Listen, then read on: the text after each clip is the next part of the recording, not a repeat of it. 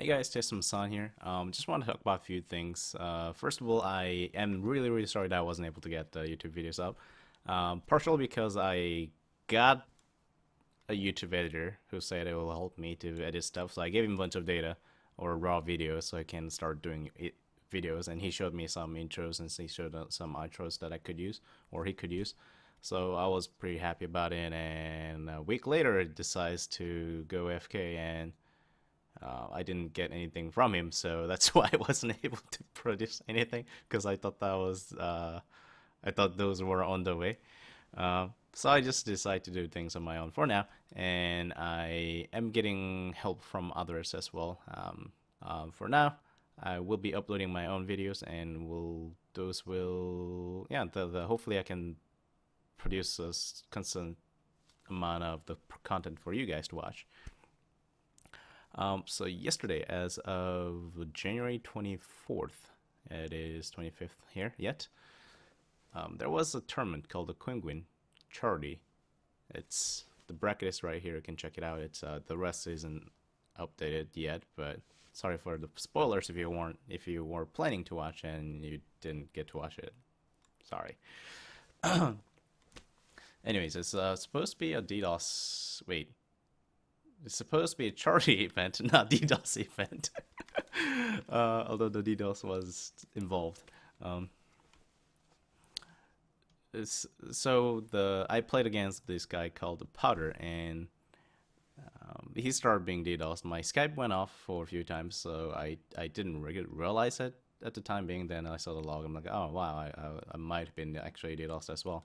Um, Anyways, the point was that there are a group of people who are trying to DDoS the players during the event. I don't actually know what their intentions are. Maybe they're trying to get some reference because they were trying to get those words out. Hey, we are DDoSing this guy or this people.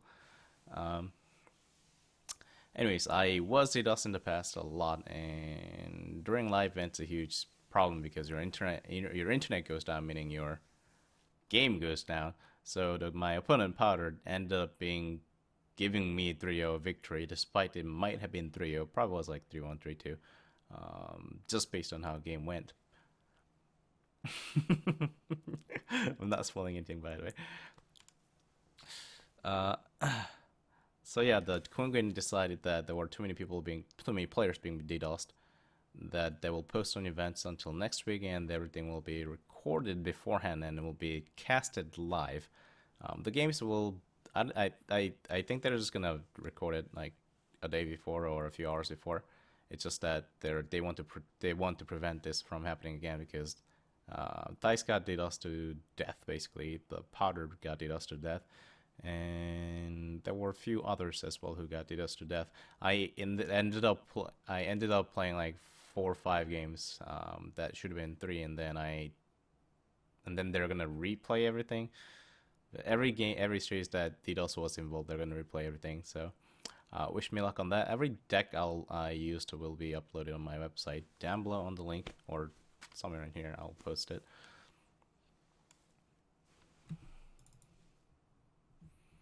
And oh yeah, about the DDoS protection, during the January actually I was being DDoSed and I couldn't stream for like 2 or 3 weeks straight because every single day I'll be DDoSed, and actually I probably couldn't stream for about 10 days, I think, not 2 or 3 weeks. So I know how to protect yourselves. I believe it's a player's responsibility to protect themselves from DDoSing, and a lot of people believe that VPN is the way to protect yourself from the DDoS. It's not. So what goes? I can kind of explain what's going on. So when you get DDoSed, you're likely, unless you have some sort of backdoor program installed, like if someone wants to DDoS you and you are the single target, they are going to DDoS you. I'm just going to say it. They're going to DDoS your network. It's not that difficult to find out, especially if you're using Skype. There is an old version of the Skype that shows everyone's IP. You can just download that, or if someone has I don't know if the old versions are available anymore because the Skype might have deleted the folder, but then people probably has the old install file that they can use. So whenever you log into that old Skype, they just click on you and they show your IP, because the Skype is a P2P, meaning they'll connect you to the other computer. So you have to have your IP connected to Skype for call to work. And well, so template solution is just not use Skype. Not to mention, you have to change your IP. You can just do that easily by calling your ISP, or if you don't have that available, you can try to change your MAC address on router. You can look it up here. The way to change the MAC address is different per router, so you have to look it up. Just Google your router name and MAC address, and it'll show. I might have some incorrect information as far as a router and static IP goes. So do point us out down below in comments so I can fix that on video or somehow on the comment maybe. Anyways, there are two types of IPs. One is static, one is dynamic.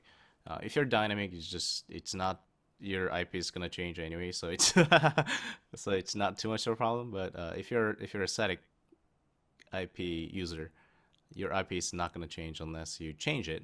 And one way to change it is to changing your MAC address. So like I said, just Google up.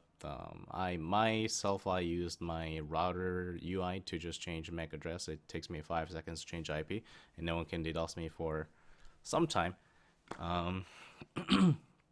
So yeah, just change your IP and close your Skype. Do not use it. Well, close your Skype, then change your IP. And just play the game. So talk to admins via battle.net or your game client. Don't use a Skype. Or try not to use any of the network like SpeechNet, like push talk or just talking interference program. Don't use it.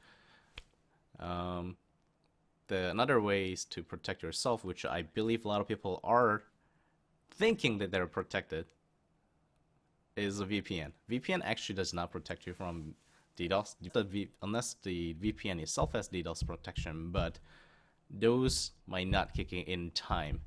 And those VPNs, the DDoS protected VPNs are really expensive as far as I know. So those are probably not in your reach. So although they say that they are somewhat protected, those are usually just not protected. It's just to give you general protection against DDoS. They can't protect you from being DDoSed with a single IP, as far as I know. Anyways, the way it works is with a VPN is that they will, so you have your VPN, so everything you do goes through that VPN. So your VPN IP will be shown on Skype, and they can DDoS you there. Then your VPN goes down because that's being DDoSed, and your real internet will be used after your VPN goes down. Meaning your real IP will be shown for, I don't know, like as long as the VPN is done, the real IP is shown. Then they can just look up your Skype IP there. Then, and your real IP is shown there, so they just DDoS you that IP. This process might take quite a while, up to 2 to 3 hours, but they just need this brief moment to snatch your real IP, and they just DDoS that. Unless you have a kill switch, there's a thing called a kill switch on VPN if you're using it, that you can protect your internet basically goes off when VPN goes down. But then if you use that, you're not connected to your internet anyway, so what's the point of using VPN? If your internet's gonna be down and you're not protected, yes, your internet is protected, but your internet will be down. So what's the you're not gonna be able to play. So what I suggest you to do is use SSH, SSH1, SSH2. You can just Google it, just buy them. It's just like VPN, but what they will do is that they will host a server for you and for your entire network data doesn't go through it. Basically, you can just have a socket. I don't actually know the detail how it works. All I know is that you can use the part of your data instead of entire data to process that. So you can just have your Skype only working through that. I use a program called the PuTTY, and basically PuTTY will be server for your Skype, so that when your Skype is being DDoS, that goes down, but the rest of your internet is fine, unlike the VPN.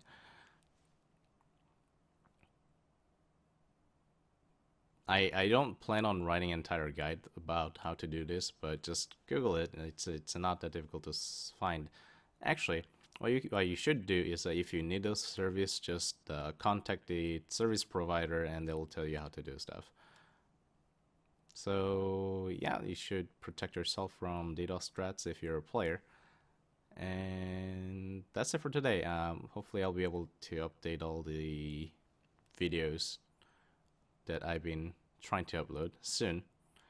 And I'll see you guys on the next video. Thanks for tuning in. MaSsan's signing out.